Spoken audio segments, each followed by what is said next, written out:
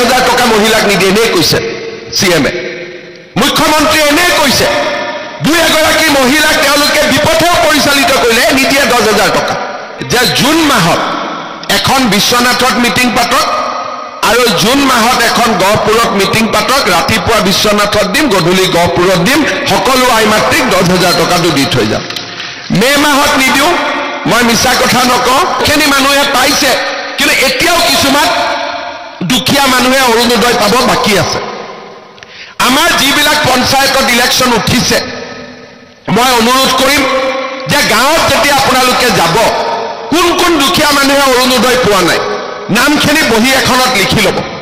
কাৰণ গাঁৱত গ'লে মানুহ আহি ক'ব যে মই অৰুণোদয় পোৱা নাই মই পোৱা নাই কোনো আপত্তি নাই নাই পোৱাটো আমি চিন্তা কৰিব নালাগে আমি কেনেকৈ দিম সেইটো চিন্তা কৰিব লাগে নামখিনি বহিত লিখি ল'ব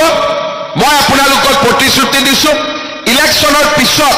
গহপুৰত মই অতিৰিক্ত আৰু 4,000 অৰুণোদয় দিম বিশ্বনাথত আৰু 4,000 অৰুণোদয় দিম বিহালীত আৰু 4,000 অৰুণোদয় দিম যিসকলে এতিয়া ফৰ্ম ফিল আপ কৰিব পৰা নাই তেওঁলোকেও ফৰ্ম ফিল আপ কৰিব পাৰিব সকলোৱে একেলগে অৰুণোদয় পাব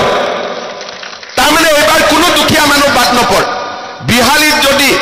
40,000 44,000 ফেমিলিয়ে অৰুণোদয় পায় বাদ কোন পৰিব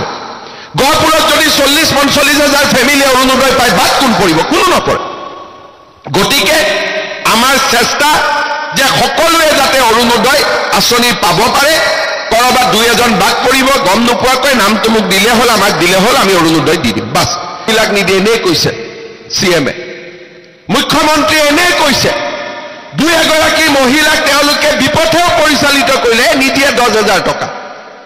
আৰু জুন মাহত এখন গহপুৰত মিটিং পাতক ৰাতিপুৱা বিশ্বনাথত দিম গধূলি গহপুৰত দিম সকলো আইমাতৃক 10,000 টকাটো দি থৈ যাম মে মাহত নিদিও মই মিছা কথা নকওঁ কাৰণ মে মাহত পঞ্চায়তৰ ৰিজাল্ট দিব জিলা পৰিষদ বনাব লাগিব পঞ্চায়তে শপত কৰিব গতিকে ব্যস্ত হৈ থাকিম আমি জুন মাহত বিশ্বনাথ আৰু গহপুৰৰ আইমাতৃসকলক 10,000 টকাকৈ দিয়াৰ আমি ব্যৱস্থা কৰিম আজি আপোনালোকে শুনি লওক শ্ৰদ্ধাৰ ৰাইজ আমি অসমত উন্নতিও আনিছোঁ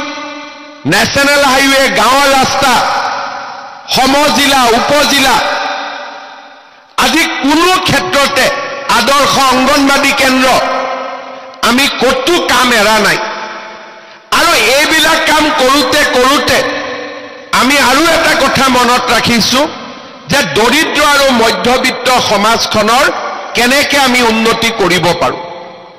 যেতিয়া মই অৰুণোদয় আঁচনি আনিছিলোঁ কংগ্ৰেছে কয় অৰুণোদয় দিব নালাগে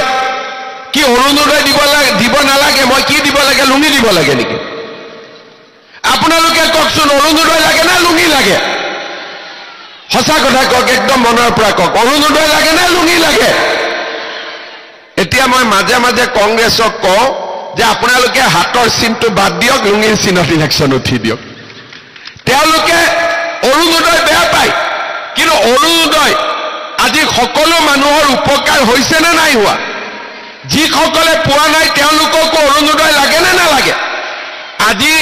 2021 চনত আমি 16,000 পৰিয়ালক অৰুণোদয় দিছিলোঁ 2022ত আমি 22,000 আগবঢ়াই লৈ গ'লো এইবাৰ আমি 37,000 38,000 এটা সমষ্টিত আমি অৰুণোদয় দিছোঁ উৎপল বৰা দিগন্ত ঘাটোৱাল প্ৰমোদ বৰঠাকুৰ ডাঙৰীয়াই মোক কৈছে যে বহুতখিনি মানুহে পাইছে কিন্তু এতিয়াও কিছুমান দুখীয়া মানুহে অৰুণোদয় পাব বাকি আছে আমাৰ যিবিলাক পঞ্চায়তত ইলেকশ্যন উঠিছে মই অনুৰোধ কৰিম যে গাঁৱত যেতিয়া আপোনালোকে যাব কোন কোন দুখীয়া মানুহে অৰুণোদয় পোৱা নাই নামখিনি বহি এখনত লিখি ল'ব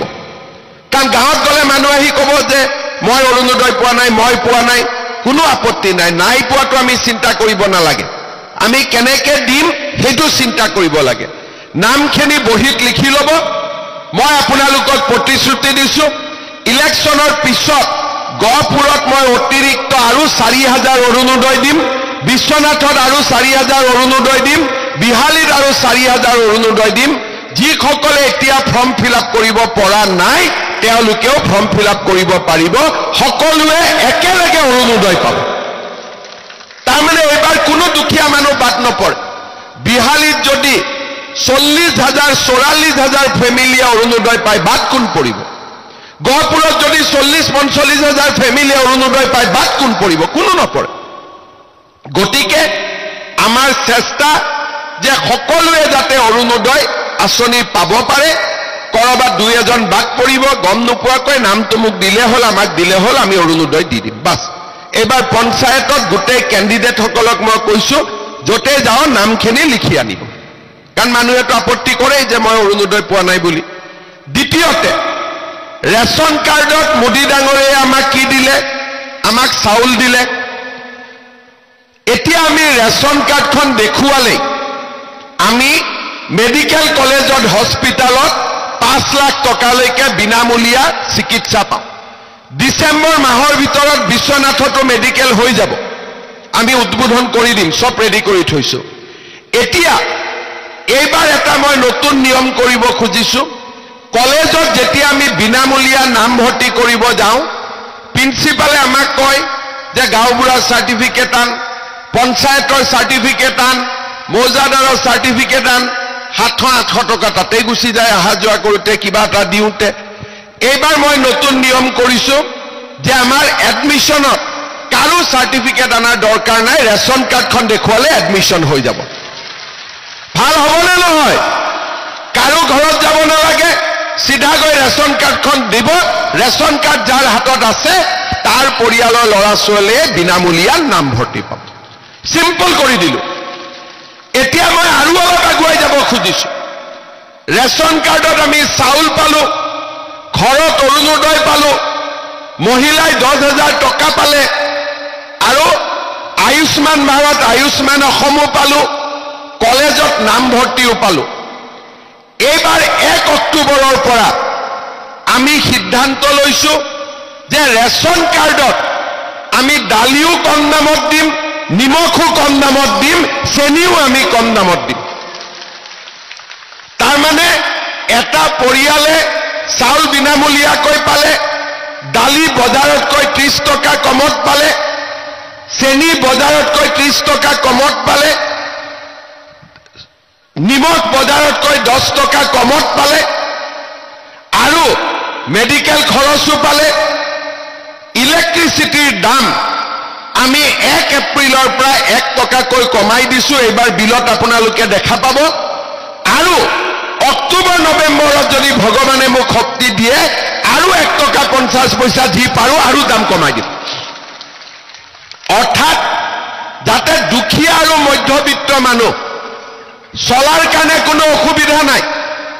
1250 টকা নগদ পালো দালি কম দামত পালো চেনি কম দামত পালো নিমখ কম দামত পালো চাউল বিনামূলীয়াকৈ পালো আমাৰ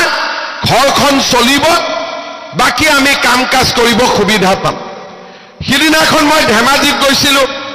ভাষণ দি আছিলো এগৰাকী আইতাই কলে গোটেইখিনি দিছ যদি বাবা গেছৰ দামটো কিয় কমাই নিদিয় হয়নে গেছৰ সিলিন্ডাৰ কাৰ কাৰ ঘৰত আছে হাত দাঙকচোন বাপৰে এতিয়া মই আমাৰ ইয়াতে গেছৰ দাম চৰকাৰী